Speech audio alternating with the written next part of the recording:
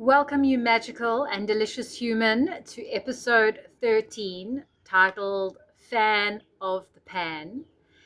And today I'm going to be introducing you to my handpan that I've called Pan. Very original. Yes, she is this gloriously bright and beautiful little number. And before I play a little symphony for you and introduce you to her melodic frequencies and let you tap into her healing vibrations, I thought it would be just a good idea and a nice way for me to introduce how she came into my space and place. So a couple of years ago, probably 3.5 years ago, I was currently doing, or at that time I was doing martial arts. And I was loving it, loved it. And my kids were doing martial arts, and I had actually just got my first belt. So I had got from my beige belt, or the entry-level belt, to my yellow belt. So that's kind of the first level that you get, at least where we were with our sifus. And an event occurred. An event ensued. An event took place, which got me, I would say, I don't know if the right word of expulsion is correct, but we were asked to never return to our dojo. Yes, it was quite an interesting event, and I guess we just didn't see things in a similar way, and our value systems essentially were fundamentally very different. So perhaps one day I'll share a little bit of the story behind how and why we were asked to leave. But never in a million years did I think that I would ever be asked, me, such a good girl who never missed a day of school unless I was ill. So no, bunking was definitely not something that I did, because if I ever had to bunk or take a day off school without my mom knowing about it, wow, my ass would know about it. And I would get the ass whipping all my life, okay? So I was a really good girl. I kind of, I still view myself as a good girl, but I definitely break a few more rules. And I've also learned to foster what's true in my heart, and when things don't feel aligned, to also voice those points of difference, or just distance myself from situations or experiences or places and spaces if I feel that it's not for my highest alignment and not for my highest growth and evolution and expansion on this planet.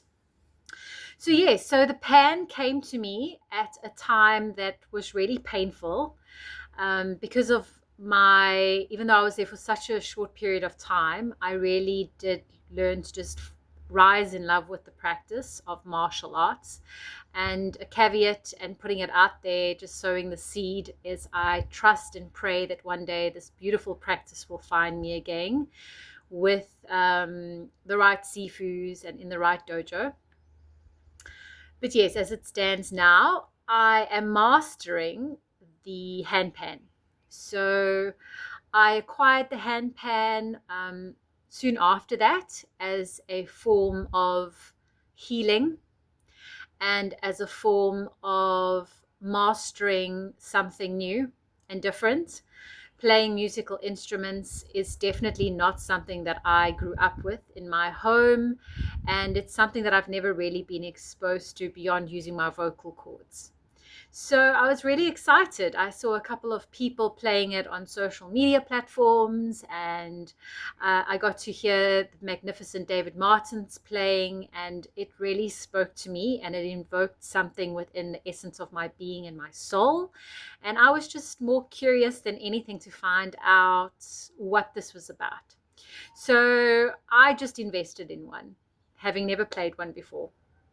And because I finished in the dojo on a yellow belt, and in the spirit of healing and alchemizing the pain, I decided to ask them to paint it for me in this beautiful sunshine yellow.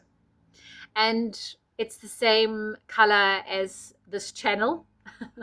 And it's also the same color as, I guess, the branding on my embodiment practice, which I also offer with outside of this space and place. So yes, I guess that's how the beautiful pan found me. I am self-taught. I've watched a couple of videos on YouTube just in terms of understanding the basics of the dong and all the areas alongside it. I must proclaim and confess that I don't know how to read the music. So if someone had to give me a music sheet with, I guess, music written on it, I wouldn't be able to read it. But I do feel it is such a forgiving instrument, and it is such an intuitive instrument, and it's one that speaks to you through resonance, frequency, sound, and vibration. And there's varying frequencies or hertzes that you can get. There's higher pitched ones or lower resonance. So I guess acquiring the one that speaks to your soul is actually really interesting. So I went for a higher frequency vibration. It just sounded more along the lines of what I was wanting to hear and play. And it was handmade, and it's been signed by the person who made it, which in today's day and age is something so rare, but I feel is so beautiful. So when I pick it up, I will just maybe show off his craftsmanship just very briefly. And I see that I'm already 7:07 on the clock, having explained and shared a little bit of a story around how pan, the handpan, came into my world and into my life. And I guess in the spirit of exposing myself and in the spirit of encouraging vulnerability and perhaps inspiring others out there who are questioning or thinking about getting a handpan, perhaps this resonates and perhaps this lights the fire, so to speak, and fuels the flames. And yes, I'm going to just play you a little tune, which I guess is the first song that came to me or that I created. So like I say, this is my own little creation. It's not a Beethoven or a Mozart, but it's a Monica de Silva. So I hope that you enjoy it, and it's also okay if you don't. And I encourage you to take a deep breath perhaps before I play it, and if you are able to, just settle into your space. Perhaps I invite you to lay down or close your eyes or just settle into your physical being and body and just tap into your breath and connect with whatever vibrations and frequencies you hear coming from this magical instrument. And let it move what needs to be moved, and let it settle what needs to be settled. I will see you tomorrow for episode 14, because I will stop the recording once I'm finished playing. And before I start playing, I would just like to remind you to continue to sow all of those seeds, all of them, even the ones that you think won't sprout. Just sow them, just plant them in that soil. And remember to keep flowing, allowing for the waters of life to keep moving you so that you can continue to grow and you can begin to glow. Much love, peace, and light. And I hope you enjoy this next little ensemble that I've put together.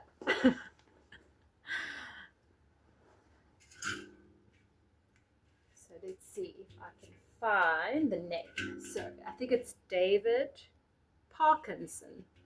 So that's a hand signed instrument, which is so gorgeous. So privileged and honored to have Pan here with me today in between my legs. So yes, here we go. Quite nervous actually. Social media platform. Here's my little tune for the day. Hope you enjoy.